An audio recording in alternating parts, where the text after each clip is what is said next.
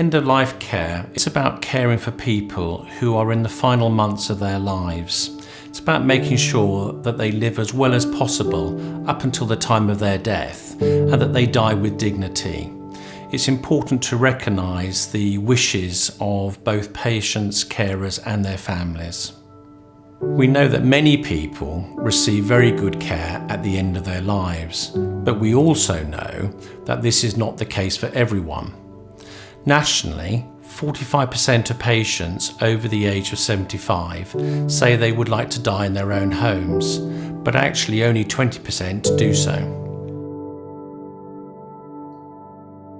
One of the areas that we know that there are issues with is that people are often passed from one organisation to another, and that this tends to lead to disjointed care. An important part of the strategy is to make sure that we provide a wraparound service to patients and that they become the focus point for the care that we deliver.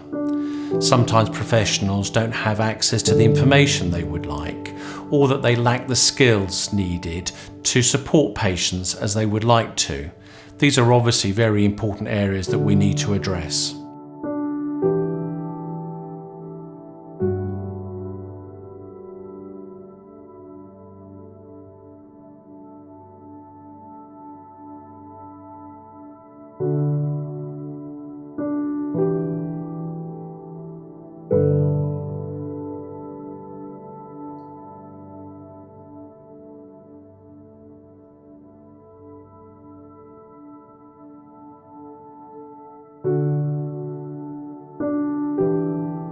We're focusing on 6 specific areas locally.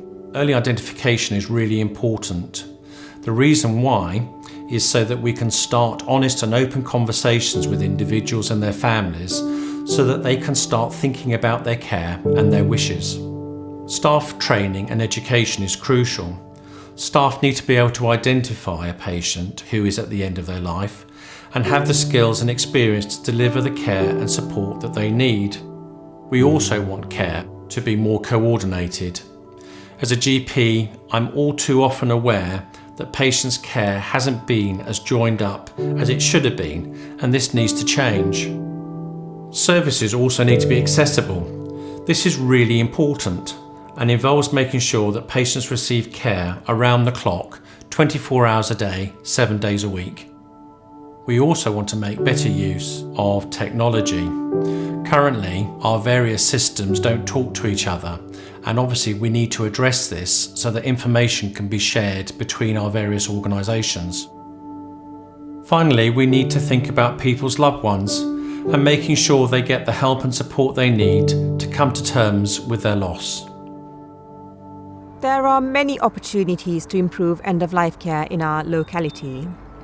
One of them is around improving information sharing across organisations to make sure that we all have the right information needed to provide high-quality, person-centred care and to work in a more integrated and coordinated way. There's also an opportunity to improve teaching and training for all staff so that they are able to provide high-quality end-of-life care.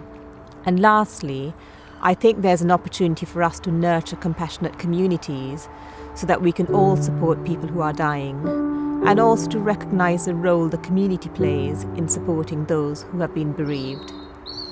I'm Hugh Stott, and I was a carer for my wife for some 6 years.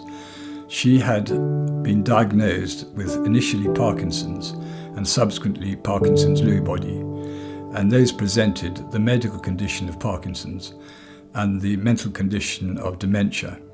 Initially, the community hospital said, look, I think you need a health needs assessment, which they did. And the problem was that the people that did the assessment, the district nurse and the social worker, were from a different organisation from that which was then processing the application. In retrospect, I believe the problems were caused by poor communication, and the reason being really because there was no integration between those that carried out the assessment and those that actually processed it. And then as we got to the end of life, the hospice to whom we'd been referred made sure the drugs, the appropriate drugs, were put into the house ready for use. They produced a nurse to come in daily, and the GP came in daily. The information they gave us as my wife's life deteriorated was sensitive and honest, and both the carer and I appreciated that very much, and we understood exactly what was happening. So I think those aspects of it went really well. We are collaborating with Surrey Downs CCG and local organisations, as well as those who have experienced loss themselves, to ensure that all people across Surrey Downs CCG receive high-quality, person-centred care. It also greatly facilitates sharing of knowledge and expertise to improve end-of-life care, which is what we are all working towards. The GP referred us to a hospice, and they had a daycare centre, and my wife went to that. Because of her condition, she was often apprehensive about being left alone, but actually the care that she got there and the support was such she always came away happy.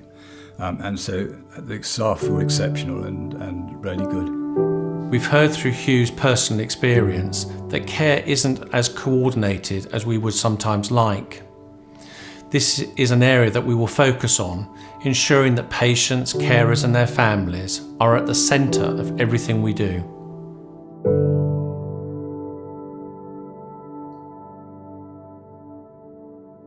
We welcome views and opinions about our end-of-life strategy. Please get in touch if you would like to be involved in shaping patient-centred end-of-life care in Surrey Downs.